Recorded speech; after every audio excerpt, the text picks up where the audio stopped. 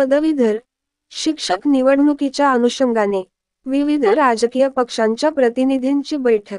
भारत निवडणूक आयोगाने जाहीर केलेल्या महाराष्ट्र विधान परिषदेच्या मुंबई शिक्षक, मुंबई पदवीधर आणि कोकण विभाग पदवीधर विधान परिषद मतदारसंघाच्या निवडणुकीसंदर्भात माहिती व सूचना देण्याकरिता विविध पक्षाच्या प्रतिनिधींची उपायुक्त कोकण विभाग तथा सहाय्यक निवडणूक निर्णय अधिकारी अमोल यादव यांनी बैठक घेतली.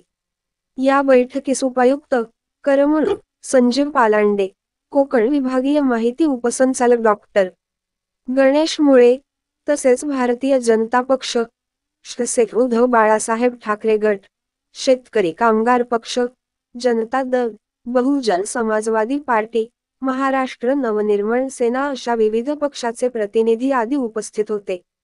भारत निवडणूक आयोगाने महाराष्ट्र विधान परिषदेच्या मुंबई शिक्षक, मुंबई पदवीधर आणि कोकण विभाग पदवीधर विधान परिषद मतदारसंघाची निवडणूक जाहीर केली आहे. यासाठी बुधवार दि. 26 जून 2024 रोजी मतदान होणार आहे. या निवडणुकीचा दशकनिहाय कार्यक्रम जाहीर करण्यात आला आहे. या निवडणुकीच्या अनुषंगाने आवश्यक माहिती व सूचना देण्याकरिता पक्षाच्या प्रतिनिधींची बैठक बोलविण्यात आली होती.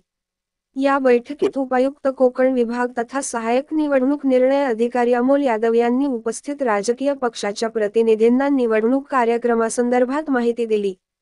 तसेच अनामत रक्कमेसंबंधित माहिती, नामनिर्देशन पत्रासोबत जोडावयाची कागदपत्रे, शपथपत्रातील सूचना, आदर्श आचारसंहितेसंबंधी माहिती, मतदान केंद्रांची माहिती, निवडणूक निर्णय अधिकाऱ्यांची माहिती याबाबत तपशीलवार माहिती दिली. यावेळी निवडणुकीसंदर्भात पक्षाच्या प्रतिनिधींनी विचारलेल्या शंकांचे उपायुक्त कोकण विभाग तथा सहाय्यक निवडणूक निर्णय अधिकारी अमोल यादव यांनी सोप्या शब्दात निरसन केले.